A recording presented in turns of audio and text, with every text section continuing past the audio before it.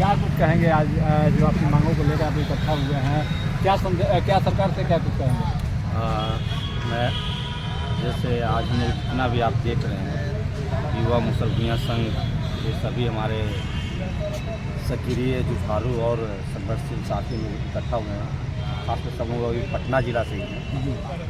इकट्ठा होने का आज सबसे बड़ा जो ज़रूरत पड़ गया है, तो जैसे कि हमारा पिछले कुछ साथ ने आपको बताया है कि जो स्मार्ट सिटी बन रहा है, तो स्मार्ट सिटी जब आप बना रहे हैं तो आपको उस सिटी में सिर्फ बिल्डिंगें ही विकास होता है कि इंसान का भी विकास होता है। तो संदर्भ में जब देखें कि स्मार्ट सिटी के नाम पे मानवता का शर्मसार कर रहे हैं। मानवता का शर्मसार ये हो रहा है कि जो भी नहर नाला नैल पे पैन पे जो बसा हुआ है, खास करके आप देखें तो 70 से 80% मुसहर समुदाय है पटना में, और इनको सबको सरकार उखाड़ के फेंक रही है। हम कहते हैं कि आप विकास करिए, आपको गाड़ी चलाना है, आपको कार चलाना है, मारुति कार चलाइए, मरा नहीं। लेकिन आप इंसानियत को कुचल के क्यों गाड़ी चलाते हैं, क्यों चलाना चाहते हैं आप इंसानियत को कुचल के? आप सबसे पहले गाड़ी चलाना चलाइए, लेकिन आप पुनर्वास तो करिए। आप मेरा घर ठीक है, मैं महल में रहने वाले लोग नहीं हैं, झोपड़ियों में लोग रहने वाले हैं, तो झोपड़ी भी हमारा उखाड़ रहे हैं, तो कहीं तो पुनर्वास दीजिएगा। तो उसी पुनर्वास को लेकर हम लोग सरकार से कोशिश कर रहे हैं कि हम ये नहीं बोल रहे हैं, ये आपने ही बोला है कि जिसके पास जो भूमिहीन परिवार है उनको घर उजाड़ने से पहले आपका कानून बोलता है कि पुनर्वास करेंगे भूमिहीनों को, तो हमें पुनर्वास करिए। आपका कानून बोलता है कि जो जहाँ पे बसा है उसको अनुसूचित जाति में खास करके उनको पर्चा देंगे। तो खासकर आजकल आप देखेंगे कि 70 से 80% ऐसे मुसहर भूया समुदाय हैं जिनके पास घर तो है सरकारी ज़मीनों पे, लेकिन उनके पास पर्चा नहीं है। तो हम लोगों ने दूसरा मांग रखा है कि आप जिस ज़मीन पर हम बसे हैं सरकारी ज़मीनों पे, उसका हमें पर्चा दे दीजिए। तीसरा जो हम लोगों ने मांग रखा है कि जो परिवार जो अभी तक पुनर्स्थापित नहीं हो पाया है, आपका कानून ने आपने 3 डिसमिल की बात किया है, और मांझी साहब जब मुख्यमंत्री थे तो उन्होंने 5 डिसमिल की बात कही थी। तो हम बोले जो आपने बोला है, आपने जो कहा है, वो आपकी अपने बातों पे अमल करिए, ताकि हमारी परिवार बच सके। और हमारी परिवार ही नहीं बचेगा, जहाँ पे इंसान ही नहीं बचेगा, और राज्य का कैसा परिभाषा होगा जहाँ इंसान ही नहीं बचे। पहला हम लोग मांग ये था। दूसरा जो हम लोग जो मांग करने वाले हैं इसमें कि आप शराबबंदी लाएँ, लेकिन ये आपने कभी समीक्षा किया क्या कि ये 12 लाख में से 7 लाख सिर्फ मुसहर समुदाय पे ही केस क्यों चल रहा है? तो आप पाइएगा कि ये समुदाय जो है रोजगार विहीन है, किसी भी तरह के इसके पास संसाधन नहीं है। तो संसाधन नहीं है तो ये सरकार की जिम्मेवारी बनती है कि हर हाथ को काम मिले, और हर हाथ का काम नहीं मिल रहा है तो आदमी अपने पेट पालने के कुछ भी कर रहा है। आप कानून लाए, लेकिन आपको कानून में कहीं भी जो समाज प्रभावित था उसके लिए व्यवस्था नहीं है। तो हम लोग सरकार से बोलने रहा है कि आप शराबबंदी कानून लाइए, लेकिन जो परिवार प्रभावित है उसके लिए विशेष पैकेज तो लाइए।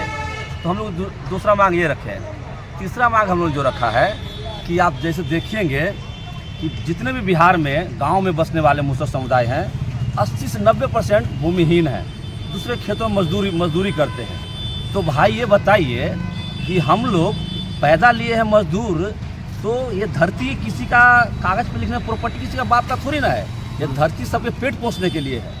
तो हम लोग सरकार से कह रहे हैं कि जितने भी भूमिहीन परिवार है मुसहर भूया समुदाय का, सबको 1 एकड़ खेतिहर ज़मीन दे जो कृषि योग्य हो, ताकि वो अपना पेट पाल सके, अपना परिवार चला सके। क्योंकि हर इंसान को पेट की पूर्ति करना बहुत ज़रूरी है, और सरकार इसके बारे में सब कोई जमींदार बने जा रहा है, कोई भूमिहीन मजदूर बने जा रहा है। ये जो विषमता है इसको कम करने की हम लोग बात कर रहे हैं सरकार से। बोल रहे हैं कि हर मजदूर को कोई ऐसा परिवार हो जिसके पास भूमि लैस हो, उसको खेतिहर कम से कम 1 एकड़ ज़मीन तो दो, ताकि अपना परिवार पाल सके। ये हमारा तीसरा मांग है।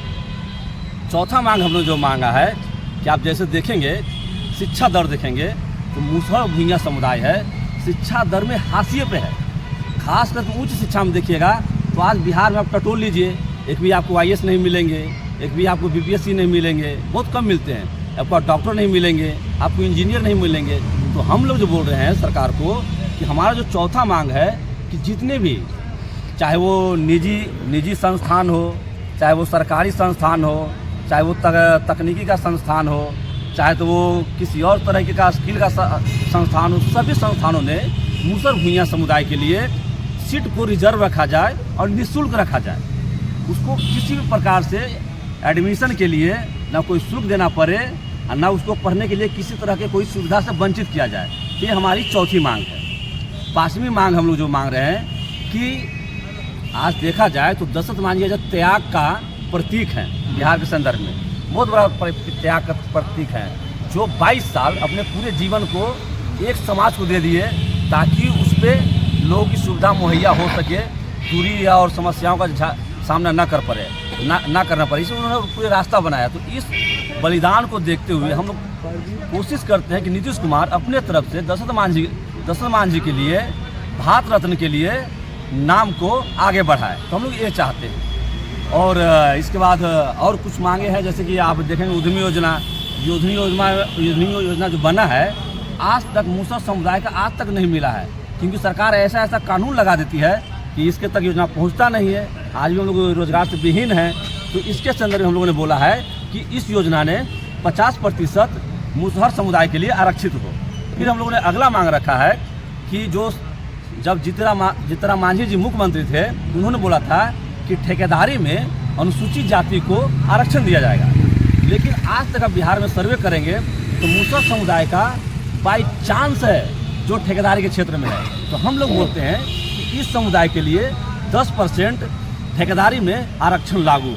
तो ये हमारे मोटी मांग है। अब पूरे हमारे समुदाय के लोग हम लोग चढ़ बढ़कर इसमें मांग लेंगे। और ये चुनावी साल है, अगर चुनावी साल में जो सरकार हमारी इन मांगों को मानेगी, हम उनके पूरे समर्थन में रहेंगे।